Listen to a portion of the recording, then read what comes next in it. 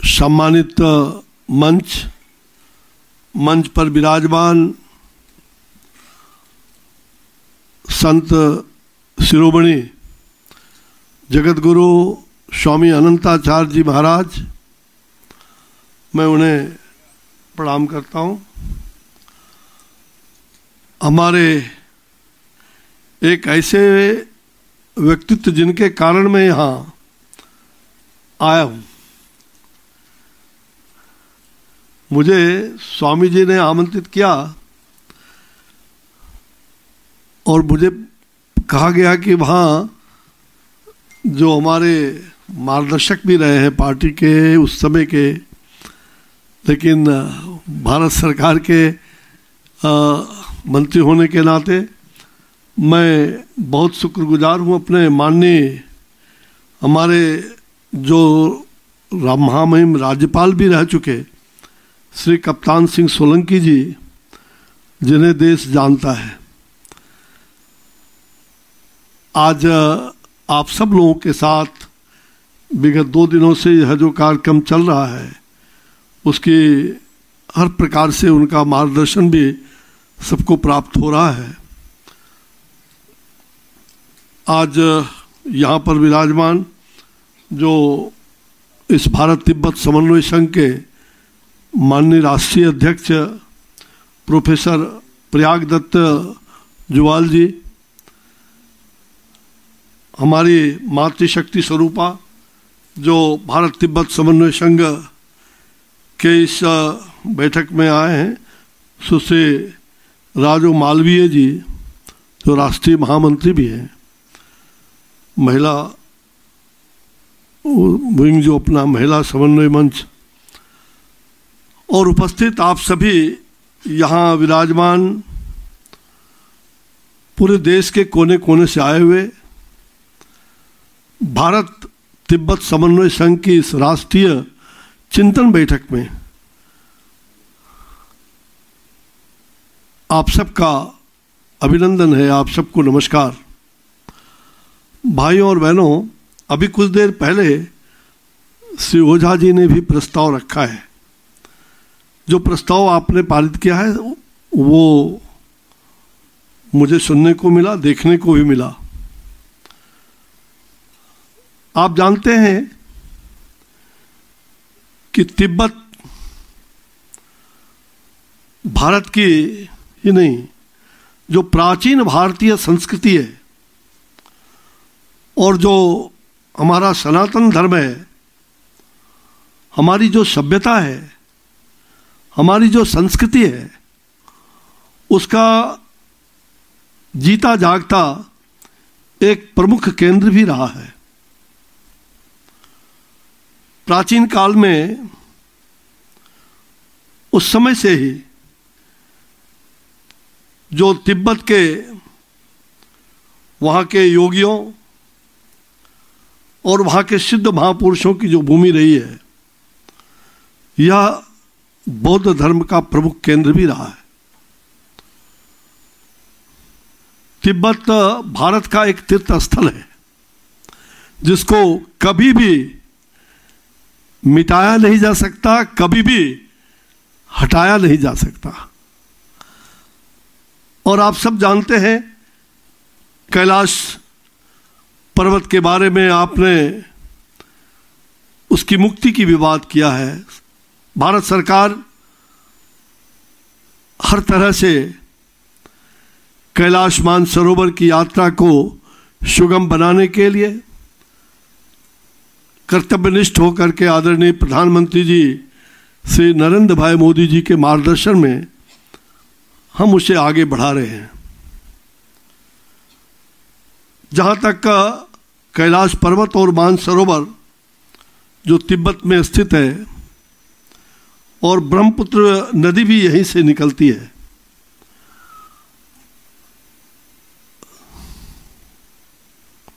हम कहते हैं नदियों की पवित्रता के बारे में, गंगा सिंधुश्च कावेरी यमुना च सरस्वती रेवा महानदी गोदा ब्रह्मपुत्र पुणात्मा। तो ऐसी पवित्र नदियों की जो अवधारणा है, जो भारत माँ कह करके हम पुकारते हैं, ये भारत भूमि है। और सचमुच में अभी संत शिरोमणि ने बहुत अच्छी बातें कही है, और मुझे ऐसा लगता है कि भारत ही एक ऐसा देश है, पूरे विश्व में इकलौता देश अगर कोई है तो भारत है, जहां भारत मां कह करके पुकारा जाता है। और मां अपने आप में आप समझ सकते हैं, चाहे बंगाल हो, चाहे चीन हो, चाहे ऑस्ट्रेलिया हो, चाहे लंका हो, कहीं भी देश को मां नहीं कहा जाता, लेकिन हम भारत को मां कहते हैं। जननी जन्मभूमिश्च स्वर्गादपि चिरगरीयसी, महान भारत माता। यहां बहुत सारे विद्वान लोग बैठे हुए हैं, कुलपति जी भी बैठे हुए हैं, हमारे मित्र सहयोगी भी रहे, सांसद भी रहे, माननीय भागीरथ जी, इनकी भगीरथ तपस्या लगातार चलता रहा है। मुझे खुशी है कि यहाँ बहुत सारे विद्वज्जन हैं, और मेरे पास समय नहीं है, मैं केवल इतना कहना चाहूँगा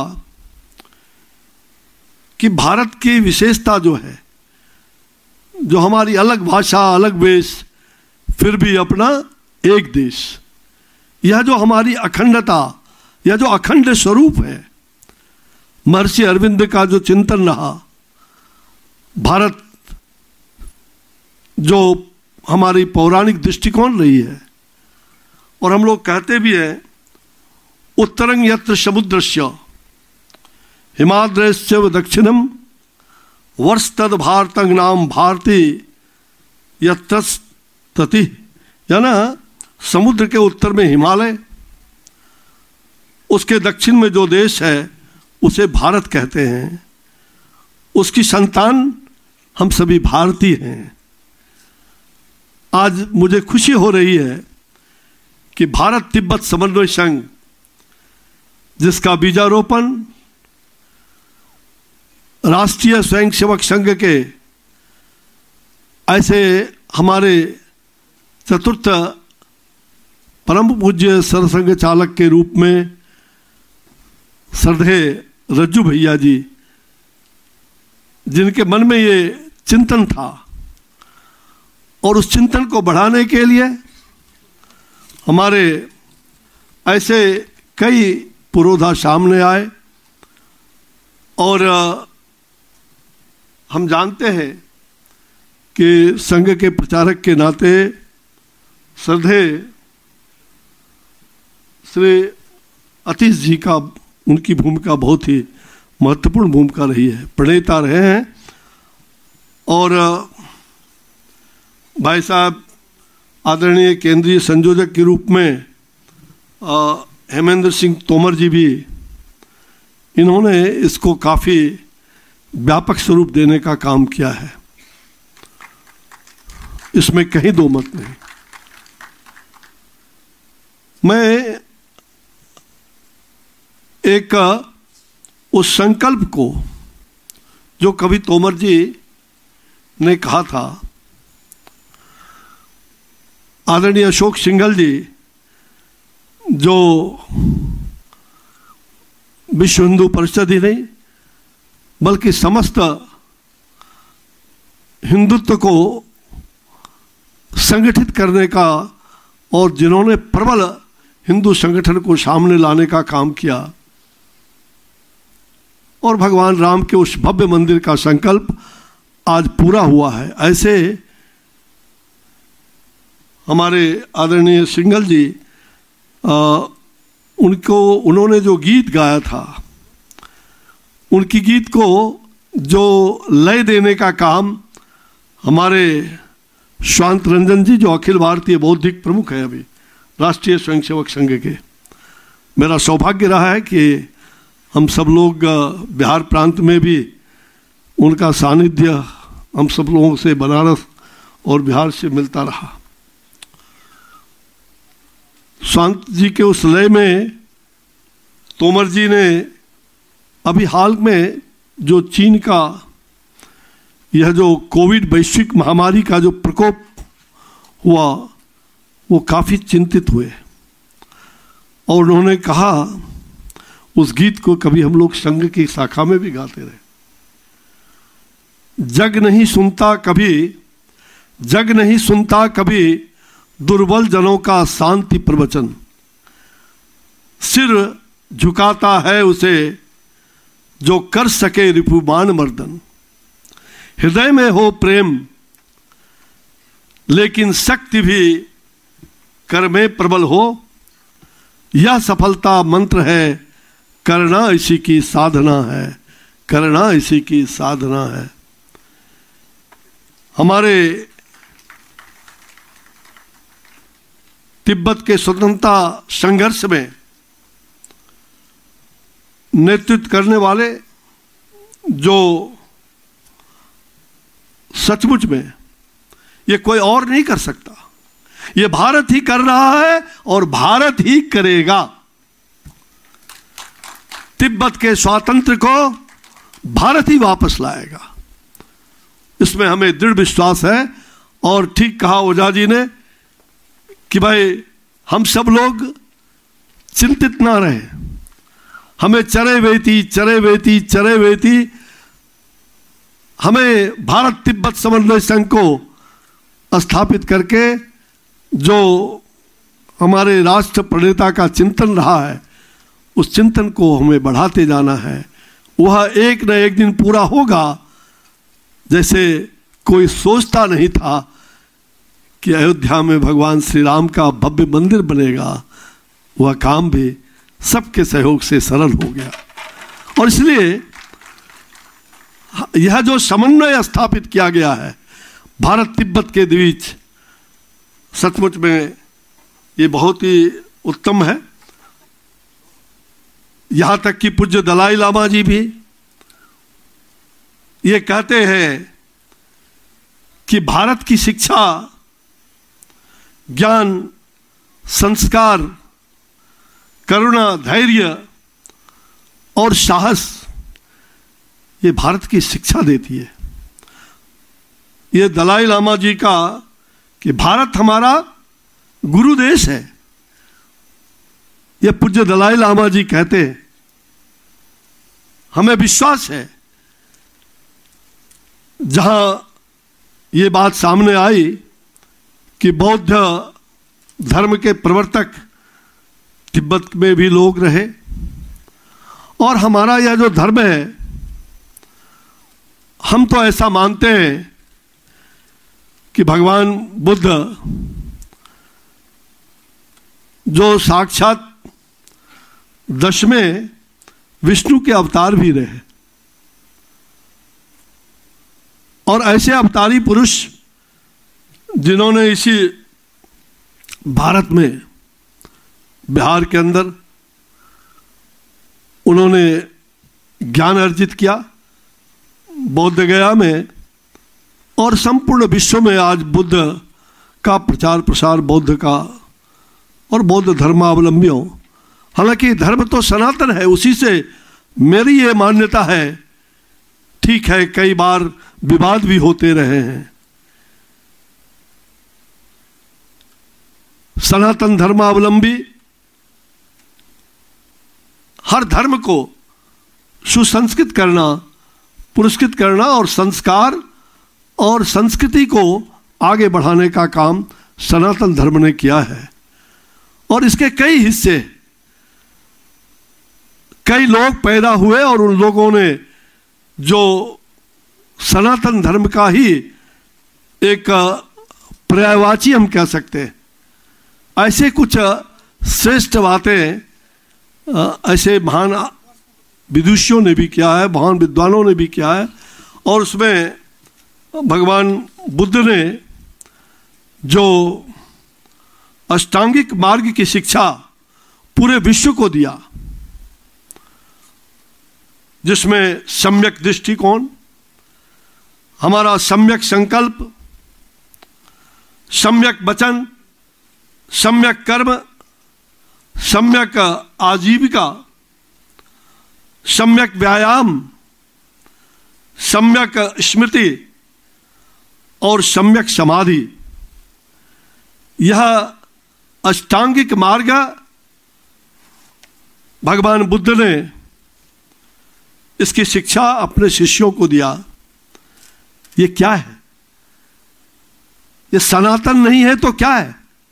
ये जितनी बातें आपको अष्टांगिक मार्ग की बात कह रहे हैं, ये सभी सनातन धर्म के साथ है। सनातन धर्म का यही अवलंब रहा है जो सदियों से चल रहा है।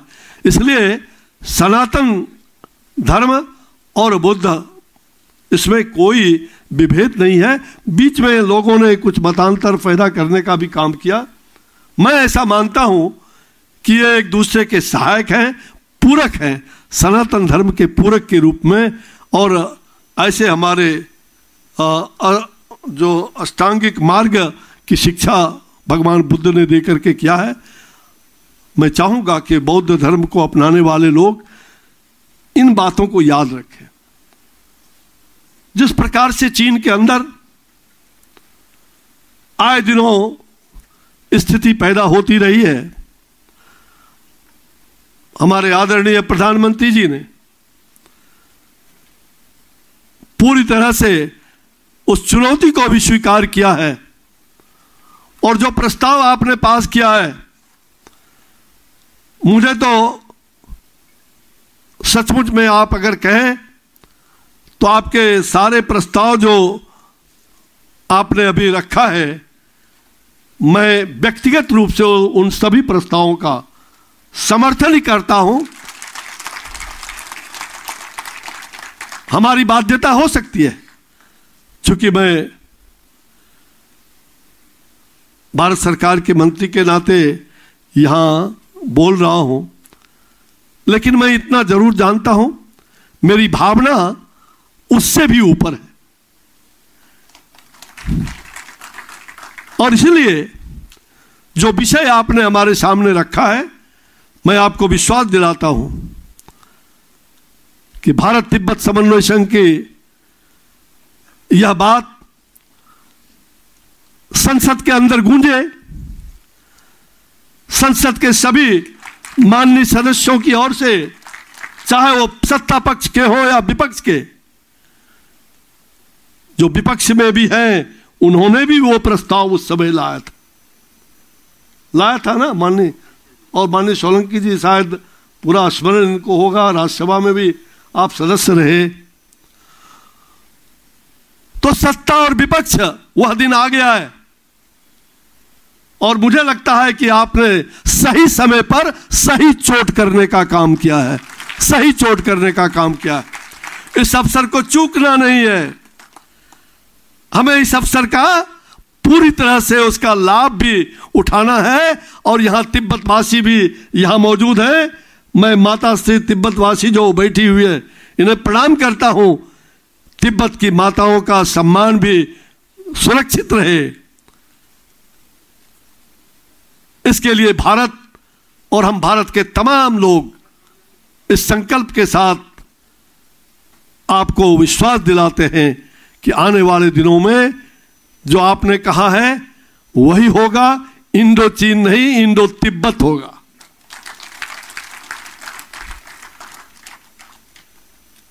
जो अवधारणा आपकी है, वो अवधारणा बदल नहीं सकता कोई। और मैं आज बहुत प्रसन्न हूं। मुझे जैसे ही स्वामी जी का खबर मिला, मैंने कहा मैं जरूर आऊंगा। और अनेक कार्यक्रम को स्थगित करके मैं यहां आया हूं।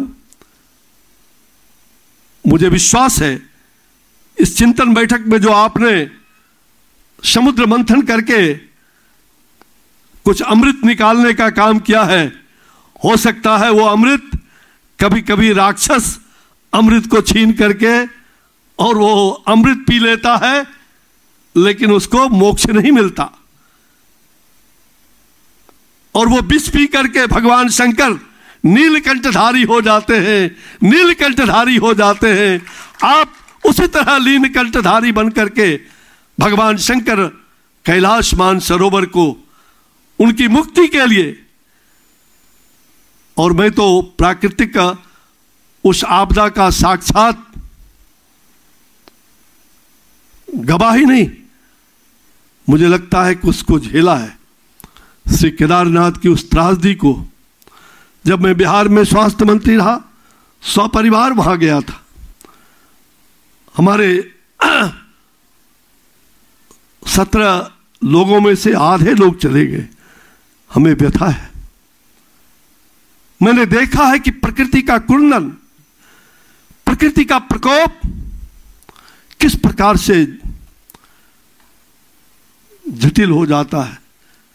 भाई और बहनों, मैं आपसे प्रार्थना करूंगा, आपने कहा है पर्यावरण के बारे में,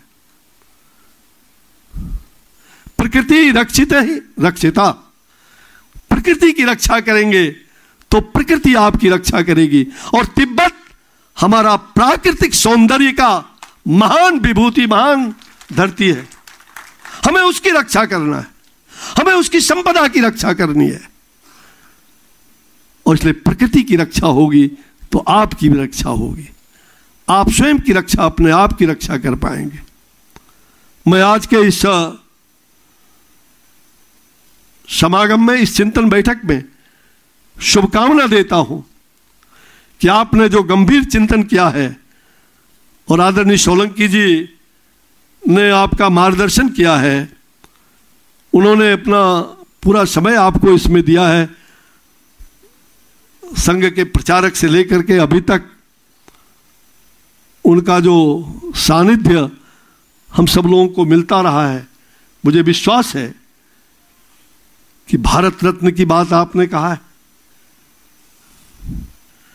इन दोनों मनुष्यों के लिए यह काम, मुझे विश्वास है कि भारत रत्न से कोई भी बड़ा उपाधि, ये ठीक है कि भारत रत्न पूज्य दलाई लामा, पूज्य आद्य सर संघ चालक जो हमारे रज्जू भैया जी हैं, उनके लिए आपने कहा है।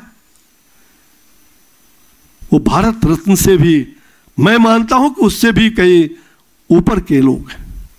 फिर भी जो आपकी भावना है, उस भावना से हमारा भी मेल खा रहा है। मैं अपने स्तर पर इसका पूरा प्रयास करूंगा। आपकी भावना को कद्र, आपकी भावना का कद्र हो। भारत सरकार निश्चित रूप से भारत सरकार के संज्ञान में लाऊंगा। मैं इन्हीं शब्दों के साथ आप सबको बहुत बहुत अभिनंदन करते हुए, आपके प्रति, भारत तिब्बत समन्वय संघ के प्रति आभार प्रकट करते हुए कि आपने मुझे यहाँ बुलाया, अपनों से मिलने का शुभ अवसर प्रदान किया। मैं देख रहा हूँ बिहार के हमारे मनोज यहाँ बैठे हुए हैं, दरभंगा से आए, हमारे चंपारण के चंपा नगरी से केशव आए, और इस केशव स्मृति कुंज में आए मिथिलेश सिंह जी, बहुत सारे लोग। और मैं देख रहा हूं दक्षिण, उत्तर, पूर्व, पश्चिम, असम से, गुवाहाटी से, सभी जगहों से, चारों तरफ से आप आए। अलग भाषा, अलग वेश, फिर भी अपना एक देश। वृंदावन हो या हो गुवाहाटी, अपना देश अपनी माटी, अपना देश अपनी माटी, ये कभी छूट नहीं सकता। आइए हम सब लोग भारत माता की वंदना करते हुए, और अपने जो संकल्प आपने लिया है वह अमृत के समान है, उस संकल्प को पूरा करने के लिए हमें दृढ़ प्रतिज्ञ रहना होगा। और फिर चले वेती चले वेती चले वेती हमें चलना ही होगा, जब तक, जो स्वामी विवेकानंद कहते थे, लक्ष्य की प्राप्ति तक रुको नहीं, जब तक लक्ष्य की प्राप्ति ना हो जाए। तो हमें लक्ष्य की प्राप्ति तक रुकना नहीं है। भारतीय तिब्बत समन्वय संघ इसको आगे बढ़ाए। सरकार आपकी कदमों को चूमने के लिए तैयार बैठी है। बहुत बहुत धन्यवाद। जय हिंद। बोलिए भारत माता की, भारत माता की, भारत माता की। भारत तिब्बत समन्वय मंच जिंदाबाद। बहुत बहुत धन्यवाद। नमस्कार।